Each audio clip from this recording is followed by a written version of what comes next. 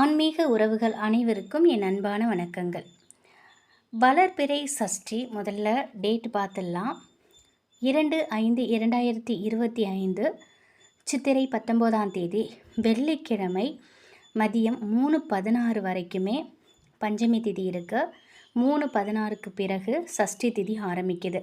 நாளைய தினம் 3/5/2025 சித்திரை 20 சனிக்கிழமை மதியம் 2:04 வரைக்கும் சஷ்டி திதி இருக்குது. இன்றைக்கி வளர்பிறை சஷ்டி வெள்ளிக்கிழமையில் வழிபாடு செய்கிறவங்க இன்றைய தினம் மாலை நீங்கள் வழிபாடு செய்யுங்க. அப்படி இல்லைன்னா நாளைய தினம் மதியம் 2 மணிக்குள்ளே உங்கள் சஷ்டி வழிபாட்டை முடிச்சிடுங்க. வெள்ளிக்கிழமைங்கிறது மகாலட்சுமி தாயாருக்கும் சுக்கிர பகவானுக்கும் உகந்த கிழமை. வெள்ளிக்கிழமை அன்றைக்கி பூஜை செய்கிறதுனால நம்ம செல்வ செழிப்போடு வாழலாம். அப்படிப்பட்ட இந்த வெள்ளிக்கிழமையில் முருகப்பெருமானுக்கு உகந்த வளர்பிறை சஷ்டி திதியும் வருது. இது இன்னும் பல மடங்கு பலன் நமக்கு அதிகமாக கொடுக்கும். அது பொதுவாகவே சஷ்டி அப்படிங்கிறது குழந்தை செல்வம் இல்லாதவங்க விரதம் இருக்கும் முறை அப்படின்னு நிறைய பேர் சொல்லுவாங்க. ஆனால் சஷ்டி திதியில் நம்ம எதை நினச்சி முருகப்பெருமான்கிட்ட நம்ம கேட்குறோமோ அது நிச்சயமாக நமக்கு கிடைக்கும். நம்ம வழிபாட்டிற்குரிய நமக்கு முழுமையான பலன் நமக்கு கிடைக்கும். சஷ்டி வெள்ளிக்கிழமையில் சேர்ந்து வர்றது ரொம்பவே பல மடங்கு அற்புத பலன்களை நமக்கு கொடுக்கும். அதனால் இன்றைய தினம் இன்று மாலை நீங்கள் இந்த வழிபாடு செய்யலாம். வீட்டில் இருக்கக்கூடிய முருகப்பெருமானோட சிலைக்கு இல்லைன்னா வேலுக்கு நீங்கள் உங்களால் முடிந்த அபிஷேகத்தை செய்யுங்க. முருகப்பெருமானுக்கு 6 எண்ணிக்கையில் சந்தன குங்குமம் வைத்து செவ்வரளி பூக்கள் இல்லைன்னா மல்லிகை பூக்களால் அலங்காரம் பண்ணிக்கோங்க. முருகப்பெருமானுக்கு பிடித்த நெய் தீபத்தை ஏற்றி வைங்க. எளிமையான நைவேத்தியம் உங்களால் என்ன வைக்க முடியுதோ அதை வைங்க. இல்லைன்னா 2 வாழைப்பழமாவது வைங்க, இல்லை கொஞ்சம் கல்கண்டாவது வைங்க. கண்டிப்பாக ஏதோ ஒரு நைவேத்தியம் வைக்கணும். நீங்கள் கிழக்கு பார்த்து வர உட்காந்துக்கோங்க. ஒரு சிகப்பு துணி எடுத்துக்கோங்க. அதை சதுரமாக கட் பண்ணிக்கணும். அதில் ஒரு 6 ரூபா 1 ரூபா காசை நீங்கள் அதில் 6 காயின்ஸை நீங்கள் 1 ரூபா காயின் வைங்க. அதில் ஒரு சந்தன விலையும் வச்சு ஒரு சின்ன மூட்டையாக காட்டிக்கோங்க. இந்த மூட்டையை உங்கள் கையில் வச்சுட்டு முருகப்பெருமானையும் மகாலட்சுமி தாயாரையும் சுக்கிர பகவானையும் மனதார வேண்டிக்கோங்க.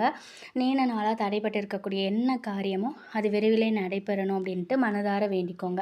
இப்படி வேண்டிட்டதுக்கப்புறம் முருகப்பெருமானின் ரொம்ப சக்தி வாய்ந்த மந்திரம் இதை 27 முறை சொல்லணும். ஓம் சௌம் சரவணபவ ஸ்ரீம் க்ரீம் க்ளீம் க்ளௌம் சௌம் நமக.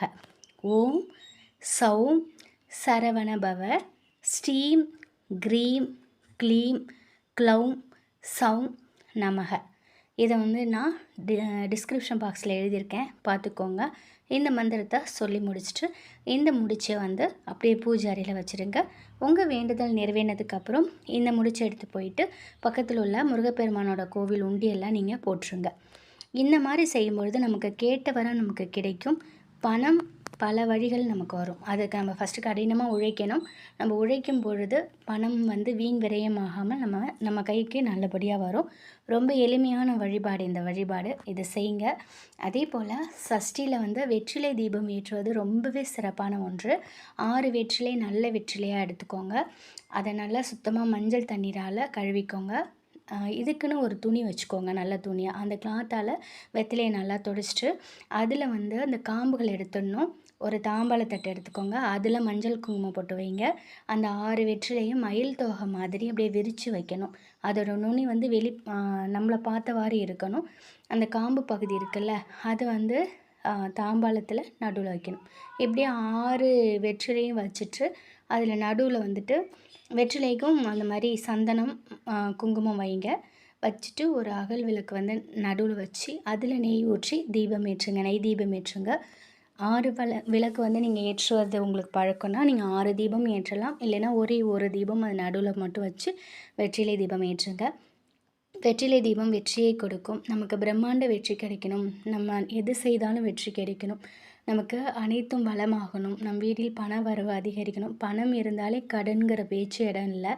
பணம் வந்துட்டாலே ஆட்டோமேட்டிக்காக வீட்டில் அனைத்து சந்தோஷங்களும் வந்துடும். அது இருந்தாலுமே மற்ற வேறு என்ன பிரச்சனையாக இருந்தாலும் அதுவும் நீங்கும். சீக்கிரமாக திருமணம் கைகூடும். சஷ்டி விரதம் இருந்தாலே திருமணம் கைகூடும். அது மட்டும் இல்லாமல் நீண்ட நாட்களாக குழந்தை இல்லாமல் இருக்கீங்க. நீங்கள் சஷ்டி விரதத்தை முழு நம்பிக்கையோடு முருகப்பெருமான்கிட்ட வச்சுட்டு நீங்கள் எடுங்க. கண்டிப்பாக குழந்தை செல்வம் கிடைக்கும். பணவரவு அதிகரிக்கிறதுக்கு, வெற்றி அதிகரிக்கிறதுக்கு, காரிய தடை விலகிறதுக்கெலாம் நீங்கள் வெற்றிலை தீபம் ஏற்றலாம். சஷ்டியில் கண்டிப்பாக வெற்றிலை தீபம் ஏற்றி பாருங்கள். அப்படி இல்லைனாலும் ஒரே ஒரு நெய் தீபம் வைத்தாவது ஒரு அகல் விளக்கு வைத்து அதில் நெய் தீபம் ஏற்றி முருகப்பெருமானுக்கு வச்சு மனதார வேண்டிக்கோங்க. இப்போ வெற்றிலை நீங்கள் வந்து போடுறீங்க, வெற்றிலை தீபம் போடுறீங்கனாக்கா அந்த தீபம் வந்து நல்லா எரியட்டும். தீபம் எரிந்து முடிந்ததும் அடுத்த நாள் காலையில் அந்த வெற்றிலையெல்லாம் கலெக்ட் பண்ணி ஓடுற தண்ணி ஏதாவது இருந்துச்சுன்னா அங்கே போட்டுருங்க. அப்படி இல்லைனாக்கா செடி கொடியில் கால்படாத இடத்துல போட்டுருங்க. நீங்கள் வந்து இந்த முறைப்படி நீங்கள் சஷ்டி விரதத்தை எடுத்துகிட்டு வாங்க. முருகப்பெருமான் மீது முழு நம்பிக்கை வைத்து செய்துங்க. எது செய்தாலும் நம்பிக்கையோடு செய்யுங்க. அனைத்தும் நல்லதாகவே நடக்கும். முருகப்பெருமானை மனதார வணங்கிக்கோங்க. நீங்கள் எங்கே இருக்கீங்களோ அங்கே இருந்தபடி முருகா முருகான்னு சொன்னாலே கூப்பிட்டு குரலுக்கு ஓடோடி வருவார் முருகப்பெருமான். நாளைய தினம் காலையில் ஏந்திரிக்கும் போதே கருணை கடலை கந்தா போற்றி அப்படின்னு சொல்லிட்டு எழுந்துருங்க.